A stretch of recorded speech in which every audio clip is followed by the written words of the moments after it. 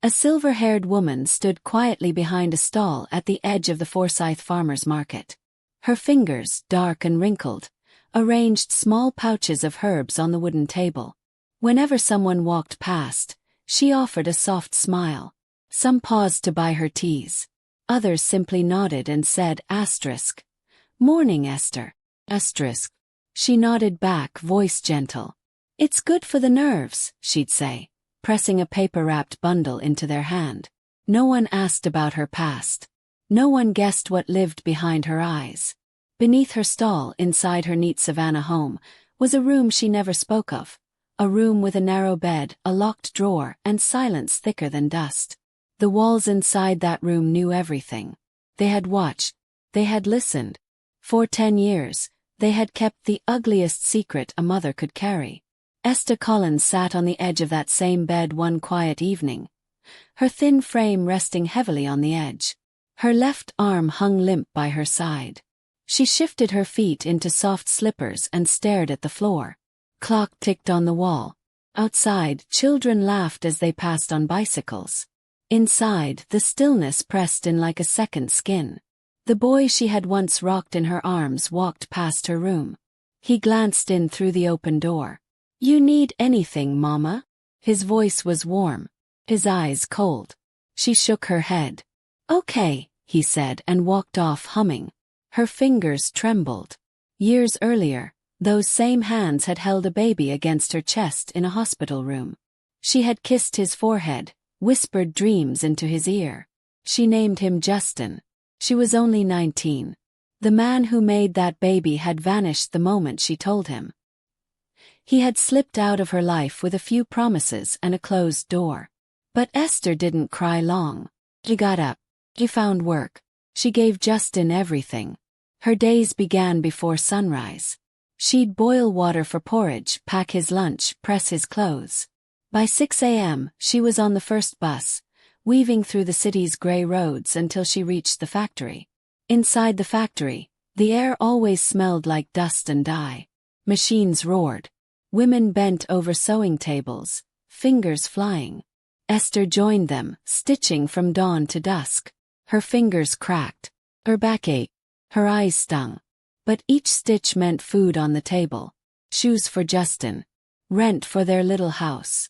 She never bought herself anything new. Not even on birthdays. When she got home, Justin was usually watching cartoons or flipping through books. She'd change out of her uniform, serve dinner, and sit beside him while he did his homework. On weekends they visited the park. She'd buy him a cone of melting vanilla ice cream and watch him laugh with sticky fingers. He called her the best mama in the world. She believed him.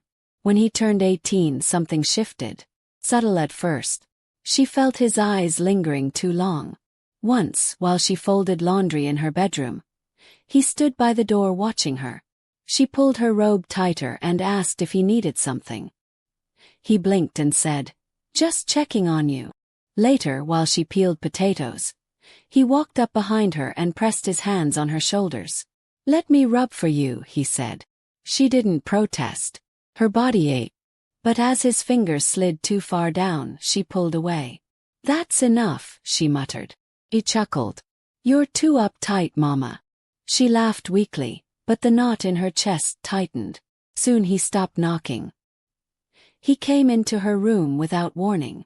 Sometimes to ask questions. Sometimes for nothing.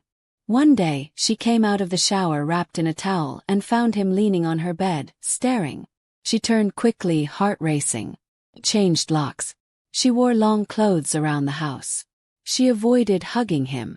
But he always found ways to touch. An arm around her too tightly. A kiss too close to her lips.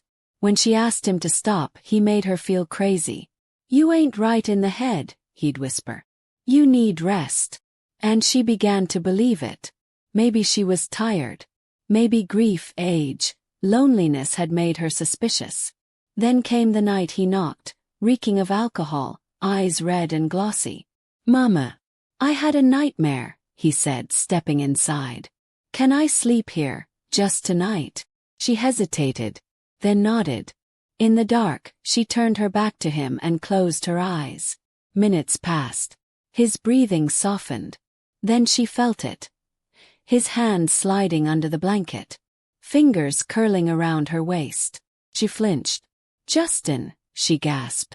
He froze. When she turned, he was already pretending to sleep. She lay there until morning, eyes wide open. At breakfast he smiled like nothing happened. "You dream too much," he said with a wink. Her spoon trembled in her hand. The days that followed grew heavier. She locked her doors. She avoided being alone. But he was always there, watching, smiling, waiting. Then came January 4th, 2000. She woke at 5 as always. Her feet moved slowly over the cold floor. She boiled tea, packed lunch, ironed his shirt. He was still asleep when she left. The morning sun was kind. She stepped onto the bus, her scarf tucked around her neck, and arrived at the factory just as the doors opened. Inside, the machines were already humming. She took her place, pulled a bundle of fabric toward her, and began to stitch. Halfway through the third blouse, something struck the back of her neck. Dark. Blinding. Her head jerked forward. Her vision blurred. Her fingers slipped from the fabric. The machine whirled on. The room spun. She tried to speak, but no words came. Her legs folded beneath her chair. Her body hit the floor with a dull thud. The room erupted in voices. "Somebody help! She's not moving." A step. Screams. Machines grinding to a halt. Esther lay still, eyes open, her arm twitching once, then going still. The sewing machine buzzed under Esther Collins' hands. Her fingers moved quickly over the soft fabric, finishing seams for a batch of women's dresses. Her eyes kept darting to the clock above the factory wall, just a few minutes until the lunch truck came. Then, without a hint of warning, a sharp pain exploded in her head. Her hand jerked. The fabric slipped. Her body twisted sideways. The room spun wildly. Her knees buckled. The floor rose up to meet her.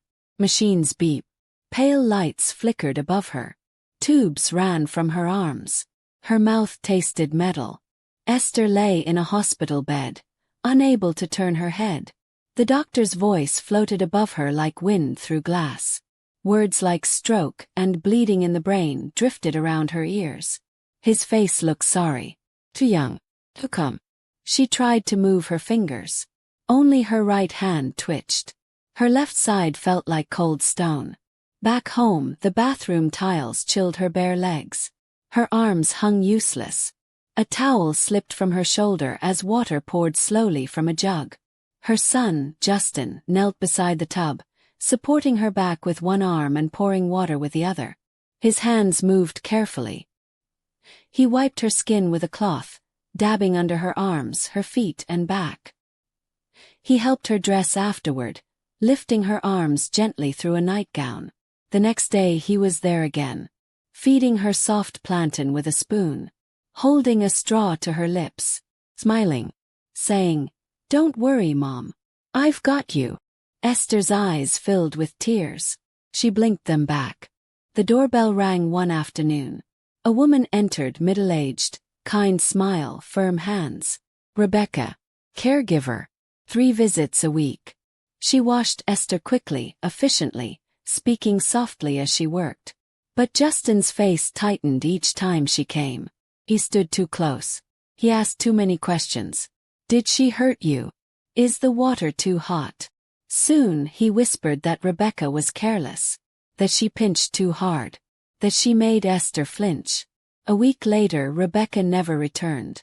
"I'll do it better," Justin said. "You need real care." He turned off the fan, closed the window blinds, took his time pouring water into the tub. 10 minutes turned to 20. His fingers stayed longer at her chest, slid slower between her thighs. Esther flinched. "You okay?" he asked, still smiling. Her lips trembled. "It's too long. Paralyzed people gather dirt in folds," he said. "I'm preventing infection." Her breath caught in her throat. His hands returned, rougher this time. He stopped her visitors. Said she needed rest. Said too many voices confused her. When a neighbor knocked, He peered through the curtains, then whispered, "She's asleep." He brought pictures of wounds, red, angry sores on strangers' bodies. He placed them near her bedside. "See this? This happens if we don't check everything. Every day." He rolled her on her side, lifted her gown, said he had to check all her skin. He pressed, squeezed. Her body stiffened. "Your breasts look swollen," he muttered. "It's circulation." She winced, turned her head, bit her lip. He leaned in. "Do you want sores? Infections? I'm the only one who cares enough to do this." On a Thursday, water trickled from the jug. Steam fogged the mirror. Justin's voice floated gently. "You're dirty down there. I need to clean it." Her right leg twitched. She tried to close her thighs. His grip tightened. His fingers pushed. "Relax," he said, his smile too wide. "You bathed me once. Now it's my turn." Esther stared at the ceiling. Her right fist clenched slowly. Every bath after that felt like drowning without water. She begged. He scolded. He said he was the only one who would stay. Said she'd die alone in a nursing home. Every hour he reminded her, "I'm your son. You need me. Be grateful." Her world shrank to four walls. Her own voice sank somewhere deep inside her. Her limbs were heavy, her chest even heavier. And outside that door, the world went on, unaware of the shadow inside Esther Collins' house. The story hadn't begun here. But this was where the true nightmare waited. Esther lay still in her bed, eyes wide with fear as her son stood over her. His calm voice slicing through the quiet room. His fingers tightened around her arm when she flinched, when she tried to push him away with her weak hand. His grip only grew firmer. "Mom," he said softly, "who's going to believe you? Everyone knows I'm the good son." She watched helplessly as he locked the door behind him when a neighbor knocked softly. He spoke for her, saying she was resting, that visits made her sick. The neighbor turned away with a worried look, footsteps fading down the path. Days slipped by with no one to talk to but him. He controlled her pills, handing her small bottles that made her eyelids heavy, her mind fuzzy. When she tried to speak, words tangled in her throat. In the mornings he helped her bathe, but his hands lingered too long, moving where they shouldn't. She tensed, but he smiled and whispered, "I do this because I love you." Afternoons were worse. He claimed to help with exercises, but his hands roamed, forcing her body into shapes that made her skin crawl. At night he hovered, telling her she needed special care to relax. She shut her eyes tight, pretending to sleep, but she felt his breath on her neck, his hands invading her space. When she tried to scream one night, his hand clamped over her mouth. "No one will hear," he hissed. Afterward he cried, blaming her for his loneliness. "You owe me," he said, tears mixing with the bitter smell of alcohol on his breath.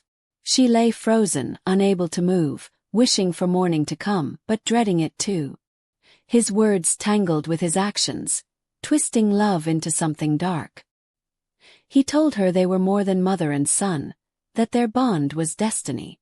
She felt trapped inside a nightmare with no escape. The house grew silent except for his voice and the sound of her shattered hopes. Every time the doctor entered the room, Esther Collins sat still on the edge of the hospital bed. Her hands rested in her lap, fingers curled slightly from weakness. Her eyes flicked to the man beside her, Justin, her son, before lowering again. The doctor smiled politely. "How are we doing today?" Justin leaned forward, answering quickly. "She's doing better. Sleeping fine, eating well. Still working on her therapy." Esther opened her mouth, but Justin placed a hand on her shoulder and chuckled softly. "She gets confused sometimes. But don't worry, I keep track of everything. I can explain better." The doctor nodded, flipping through notes. Esther's lips moved again, but no words came. She lowered her eyes once more.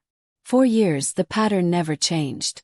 One day, the walls trembled with a sound that didn't belong in the quiet neighborhood. Mrs. Williams, lying in her bedroom next door, sat up fast. The scream pierced her chest, raw, broken, full of pain. She stared at the ceiling for a second, then pulled on her slippers and rushed outside. She banged on Esther's door. "Esther, is everything all right?" Justin opened the door, calm as always. "Just a pain crisis. She's medicated and sleeping now. She's okay." Mrs. Williams frowned. Her eyes narrowed. "I want to see her." He blocked the door. "It's under control." She shoved past him. Inside, Esther lay limp on the bed, clothes soaked in sweat. Purple-red marks circled her neck. Her swollen eyes, wet and bloodshot, stared up at Mrs. Williams. Her lips quivered. Her voice was gone. Mrs. Williams reached for her phone. Justin's voice rose behind her, saying she was overreacting. She didn't answer him. He dialed.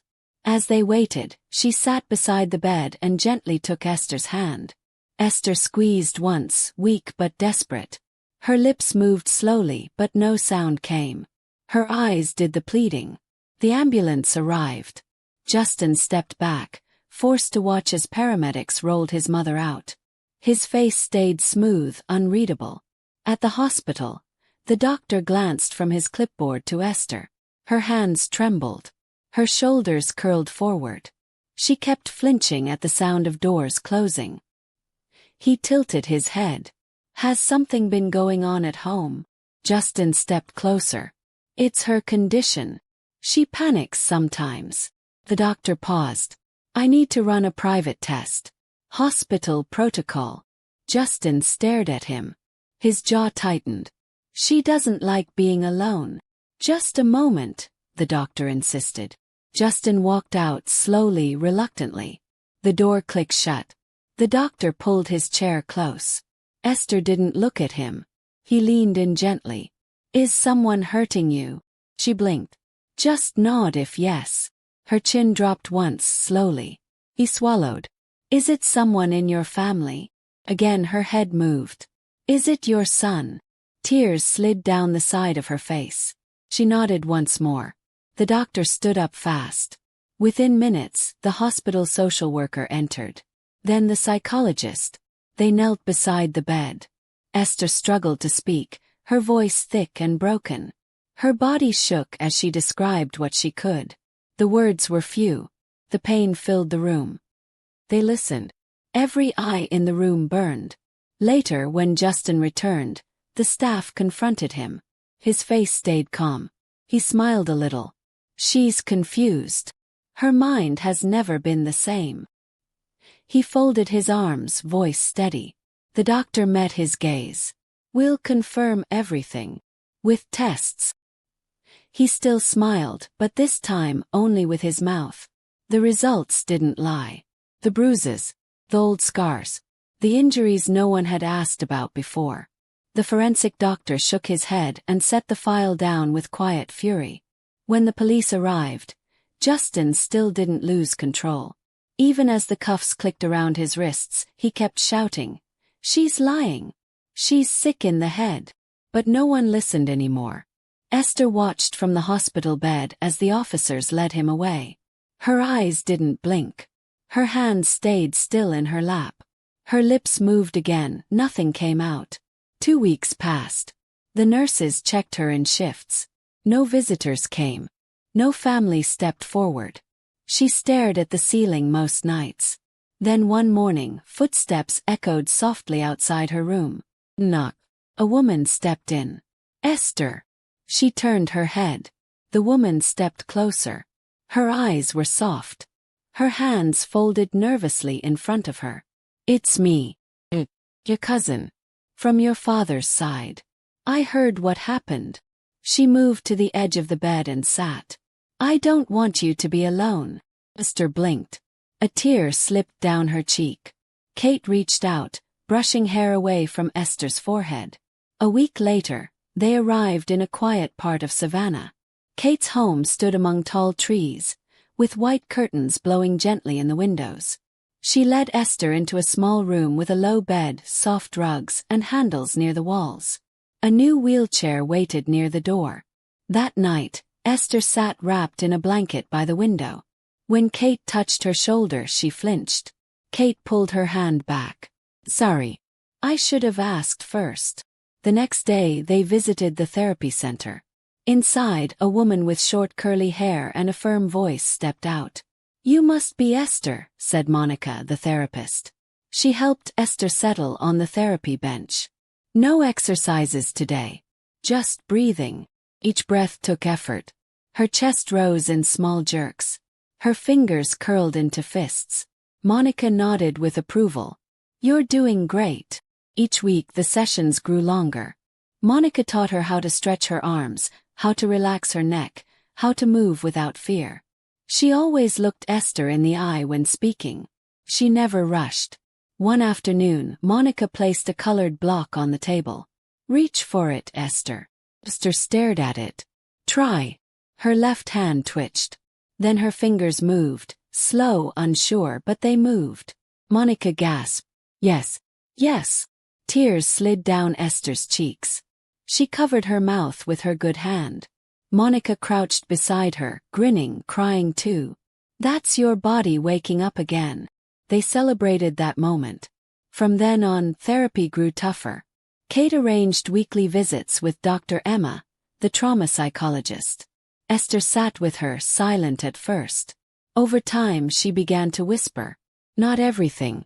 Just pieces. Emma nodded, never pressing. You've survived both, she said gently. The stroke and the years of abuse. But you're not just surviving now. You're healing. Esther looked down at her lap. One finger moved slightly across her blanket. She looked up. Sunlight filtered through the tall window. Esther Collins sat in a quiet room, the tick of the clock soft against the hum of traffic outside. She watched Dr. Emma's lips move, slowly, carefully. Words like abuse, control, and violation floated across the space between them. Esther's fingers twisted the hem of her blouse. She didn't nod. She didn't speak. But her eyes blinked slower. Her breathing shifted. Something inside her started to unlock. A notebook lay open in front of her, untouched. Dr. Emma placed a hand over it, her voice steady but gentle. Esther stared at the edge of the table. Her jaw trembled. A single tear slipped down, landing silently. Not confusion. Not misguided love. Had a name. A name she had never dared to say. Weeks passed. A dull morning turned bright with one quiet sentence from Dr. Emma. You are not to blame. Esther stared at her hands. Her fingers curled into fists, then slowly opened again. The breath she took in was deeper than any in months. No one had ever told her that before. The air inside Monica's therapy room smelled of menthol and clean towels. Esther's body trembled as Monica stood behind her, holding a cane. Monica's voice was calm, eyes locked on hers. Esther's knees shook. Her fingers gripped the cane like it might disappear. One foot in front, then the other. 3 steps, stumbling, bubbling, but standing. Kate gasped from the corner, hands covering her mouth. A sob burst from her chest. Esther froze, afraid she'd fall. Monica's hand steadied her. Esther blinked at the floor and let out a shaky laugh. Her legs had moved. On their own. Curtains pulled open without help. A glass of water poured with one steady hand. Toilet visits alone. The house was still small, but it no longer felt like a cage. Each corner reached by her own strength. She moved from chair to door. From room to room. Slow steps. Careful ones. But hers. Kate placed a flyer on the table. Herbal medicine. Local classes. Esther's fingers traced the image of green leaves. She said nothing. But she folded the flyer and placed it into her handbag. The classroom smelled of earth. Pots lined every shelf. Miss Grace walked past her table, stopping when she saw Esther's careful grinding of chamomile. Healing hands, she whispered. Esther looked up. She hadn't heard praise in years. Something tugged in her chest. She said thank you. At night, Esther crushed herbs in her kitchen. Kate washed dishes nearby, humming. The kitchen grew warm. Lavender steam filled the air. The jars lined up on the counter, each one labeled by hand. Court papers came. Justin's name in bold. Charges listed. Trial was quiet. The sentence 12 years. Kate held her hand in the gallery. Esther didn't cry. She didn't move. But when they got home, she sat at the edge of her bed and whispered, "They believed me." 3 years passed. Letter came. Release for good behavior. Esther read it once. Folded it twice. Burned it in the sink. Her shop opened with a bell's soft jingle. Shelves of teas and oils greeted the early customers. People leaned across the counter, asking for cures. For comfort. Esther listened. Wrote instructions. Smiled softly. She taught Daisy how to stir salves clockwise. How to pick mint at dawn. Daisy listened with wide eyes. Each morning, Esther stepped out in a warm shawl, locking the door behind her. The walk to her shop took 12 minutes. 8 if she hurried. She never hurried. Her hands arranged bottles just so. She counted stock twice. She listened to people's aches and brewed tea while they waited. Kate swept the porch on Sundays. They drank tea together at dusk. No longer caretaker and patient. Just 2 women who had survived. One Friday evening, Mr. Ronnie held out a single marigold. Esther blinked at the yellow bloom, then looked into his eyes. Wrinkles deepened with his smile. They walked slowly down the path together. Years passed. Newspaper ink dried on yellowed paper behind the counter. A photo of her holding a jar of elderflower salve smiled at every customer. "Healing with purpose," the headline said. People came from far just to see her face, touch her hands, ask for help. Tuesdays, women gathered in the back room. Quiet voices, shared pain, candles lit. Esther sat among them, listening. She passed around warm tea and warm truth. No judgment, just space to speak. The morning was bright. Arnica jars lined up neatly. Rosemary's scent floated in the air. The bell rang. A voice followed. Unfamiliar. "Help!" He turned. A man stood in the doorway. Shoulders bent. Skin pale. Clothes loose. Hands shaking. Esther's hand stilled over a jar. Her fingers gripped the glass. Her eyes did not blink. It was Justin. Her knees locked. Breath held tight in her chest. His eyes found hers. "Hello." Lust. And there, right there, was where everything that came next would begin. The small brass bell above the shop door jingled. Esther Collins looked up from her notebook. The air in the herb store felt thick, suddenly still. A man stood in the doorway, leaning on a cane. His thin frame shook with every step. His clothes, oversized and worn, clung loosely to his fragile body. His skin looked pale and sickly yellow. Hair once thick and dark had turned gray and patchy. His eyes, sunk deep into his face, searched for hers. He opened his mouth. His voice cracked. Mum." Esther didn't move.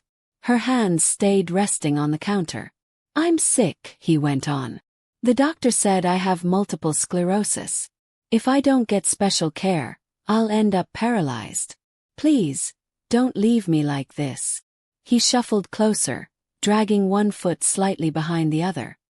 His cane trembled beneath his grip. His chest rose and fell quickly like someone chasing breath. Esther stood still. No tear left her eye. No word left her mouth. The man wiped his face with the back of his hand. "I know I've made mistakes," he said. "I know I hurt you. But I've got no one now. You're my only family." Daisy, arranging herbs in jars nearby, paused and turned. Her eyebrows rose in question. Esther gave a small nod. "You can go for lunch now," she said softly. Daisy hesitated, then picked up her bag and left without a word. Esther watched the door close behind her. The man was still talking. "I live in a tiny room now. Pension place. I can't work anymore. I can't even bathe myself. I've gone hungry sometimes. Fall. I just lie there until I can crawl to something. I'm scared, Mom. I need you." He stared at her like a child, lips quivering. But Esther said nothing. Her fingers gripped the edge of the counter. "My legs went numb 5 years ago," he went on. "Then my arms. I drop things now. I can't even write my name properly. She looked at his hands. They shook like dry leaves in wind. He stepped closer. Please, he whispered. Please forgive me. Help me. Esther slowly came out from behind the counter. Her slippers tapped softly on the floor. She walked toward him, her face calm, her voice steady. You know now how it feels to be helpless, she said. To depend on someone. To hope they don't hurt you while you're weak. He blinked. His lips parted, but she kept going. Do you remember when I was paralyzed for 10 years? Her voice grew firmer. When I begged you to stop hurting me. Do you remember how you said I should be grateful because you were taking care of me? He opened his mouth, but she raised one hand. You told me no one else would want me, she said. That I had to accept everything. That I owed you. I cried every night and you laughed. And now you cry. His hands trembled harder. I was young, he said. I didn't know better. I swear I regret it. Esther stared straight at him. You regret it because you need something, she said. Not because you understand what you did. His chest heaved as if air was no longer easy to catch. He dropped to his knees. You're a good woman, he said. You always had a big heart. You're faithful. People will say you let your son die alone if you turn me away. A sound escaped from Esther. A laugh low and sharp. My son died long ago, she said. What's standing in front of me now is a stranger. She turned away from him, walked back to the counter, and picked up her notebook. Leave, she said. Go to a government home.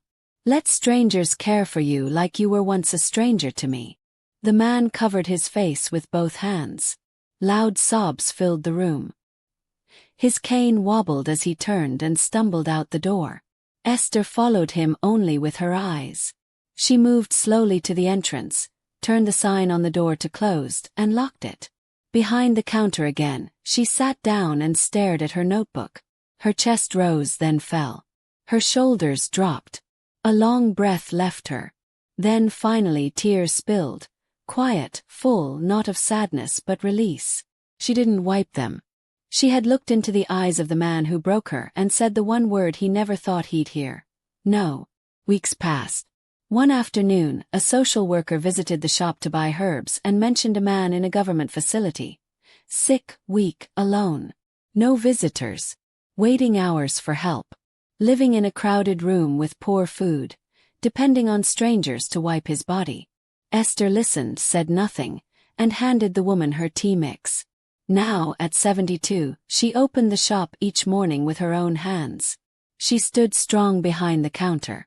Her body was healed. Her heart too. Kate, who had become like family, stopped by every other day with warm hugs and soft laughter.